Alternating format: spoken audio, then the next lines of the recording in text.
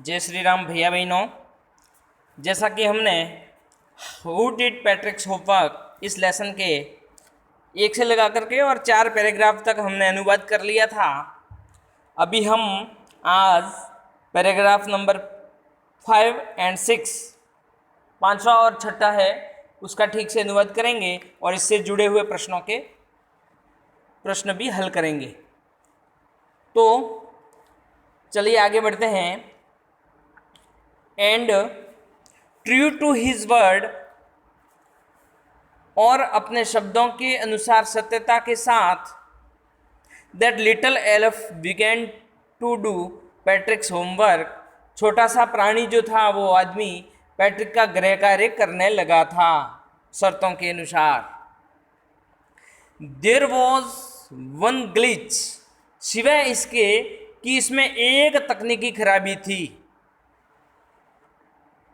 Glitch यानी तकनीकी खराबी, कमी। तो वहां आदमी अपने गृह कार्य करने लगा था शर्तों के अनुसार, परंतु उसमें एक तकनीकी खराबी थी। उसको हम यह except there was one glitch, यानी इसमें एक तकनीकी खराबी थी। The elf did not always know what to do and he needed help. यह छोटा सा प्राणी हमेशा से यह नहीं जानता था।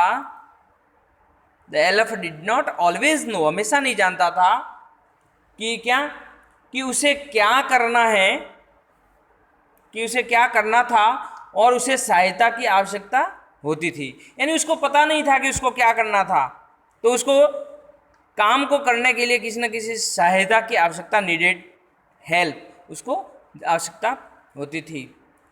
तो वो कहता था हेल्प मी, मेरी सहायता करो, मेरी सहायता करो। वह कहता था and he'd say and Patrick's would have to help in whatever way. वो कहता था और पैट्रिक को उसकी सहायता करनी ही पड़ती थी, चाहे वह किसी भी रूप में हो। वॉट एवर वे यानी किसी भी रूप में हो। He had say and Patrick's would have to help, करनी ही पड़ती थी, भले वो किसी भी रूप में उसकी सहायता हो। I don't know this word, मैं यह शब्द नहीं जानता हूं। द एल्फ, मैं यह नहीं जानता हूं। The elf Squilket will reading Patrick's homework, मैं यह शब्द नहीं जानता हूं। वह छोटा सा प्राणी चूं चूं की आवाज करता जब वह पैट्रिक को गृह कार्य को पढ़ रहा होता। Reading Patrick's homework. The elf Squild यानी शू शू की आवाज करना। स्क्वेक, स्क्वेक्ड यानी कि चूं की आवाज करना। गेट मी अ डिक्शनरी, मुझे एक शब्दकोश दे दो। Get me a dictionary, dictionary. No what's even better, नहीं इससे भी अच्छा, शब्द को तलाश करो। Even better look up the word, यानी कि शब्द को तलाश करो। And sound it out by each letter, और प्रत्येक अक्षर की उल्लेखित मात्रा के अनुसार उसकी ध्वनि निकालो। When it came to maths, Patrick was out of luck. जब गणित की बारी आई, When it came to maths, पैट्रिक्स बदकिस्मत था, उसकी किस्मत खराब थी। समय सारणी क्या है? What are times table, समय सारणी क्या है? The elf, यानी कि वो पूछ रहा था उसके कि भाई समय सारणी क्या है। इसलिए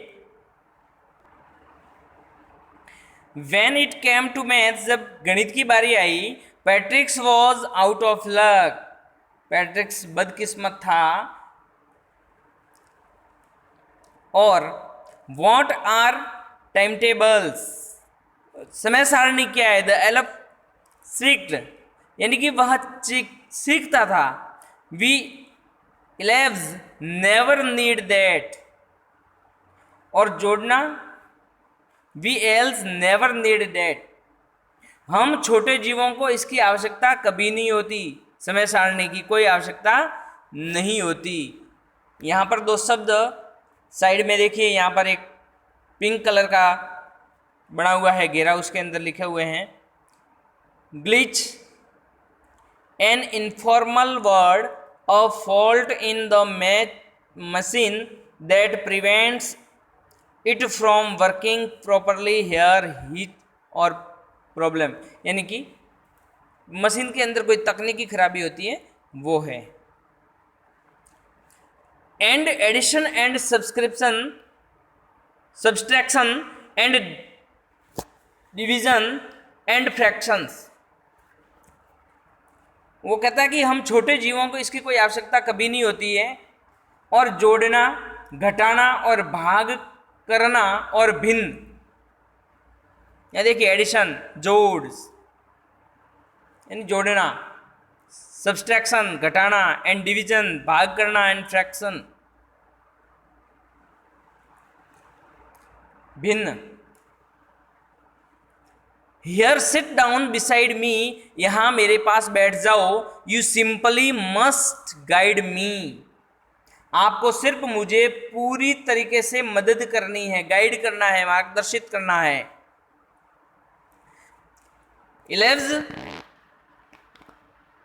Elves know nothing of human history, to them it's a mystery, छोटे प्राणी मानव इतिहास के बारे में कुछ भी नहीं जानते हैं। Know nothing of human history, मानव के इतिहास के बारे में कुछ भी नहीं जानते हैं, उनके लिए यह एक रहस्य की बात है। To them it's a mystery, so the little elf already a shouter, इस प्रकार से वह छोटा जीव जो पहले से जोर से पुकारता था थोड़ा और तेज हो गया। क्या हो गया? जस्ट गॉट लाउडर, थोड़ा और तेज हो गया। गो टू द लाइब्रेरी, पुस्तकालय में जाओ। आई नीड बुक्स, मुझे पुस्तकों की आवश्यकता है। And you can help me read them too, sorry एक पंक्ति छूट गई इसमें। आई नीड बुक्स, मुझे पुस्तकों की आवश्यकता है। मोर एंड मोर बुक्स, पुस्तकें और अधिक पुस्तकें, यानी अधिक पुस्तकों की आवश्यकता थी उसको, ज्यादा से ज्यादा किताबें चाहिए थी। And you can help me read them too, और तुम उन पुस्तकों को पढ़ने में मेरी मदद कर सकते हो। As a matter of fact, as a matter of fact,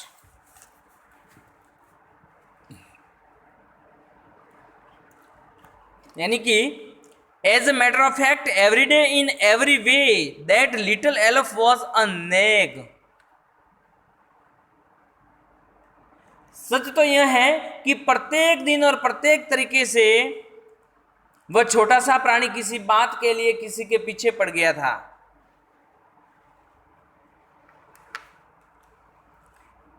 Patrick was working harder than ever and was it a drag. Patrick पहले से अधिक कड़ी मेहनत कर रहा था, और क्या यह बुरा लगने वाला काम था? He was staying up nights, वह रात को देर रात से सोने जाता था। पैट्रिक्स को अब had never felt so weary, उसने कभी भी इतना थका मादा महसूस नहीं किया था, थका आ रहा है एकदम। Was going to school with his eyes puffed and bleary, वह अपनी सूजी हुई और लाल थकी हुई आंखों से विद्यालय जा रहा था। यानी इस प्रकार से धीरे धीरे वो भी मेहनत करने लग गया था। पैट्रिक्स भी पहले तो बिल्कुल उसको बोरिंग लगता था होमवर्क वगैरह करना, लेकिन अब धीरे धीरे उसमें सुधार आने लगा था। Finally the last day of school arrived and the elf was free to go. आखिरकार विद्यालय का अंतिम दिन आ गया था और छोटा प्राणी जाने के लिए स्वतंत्र था। Arrived and the elf was free to go, जाने के लिए स्वतंत्र था। एज फॉर होमवर्क, जहां तक गृह कार्य की बात थी, देयर वॉज नो मोर, अब कोई गृह कार्य शेष नहीं था। So he quickly and slyly slipped out the back door, इसलिए वह शांतिपूर्वक और कपटपूर्ण तरीके से पीछे के दरवाजे से आसानी से निकल गया।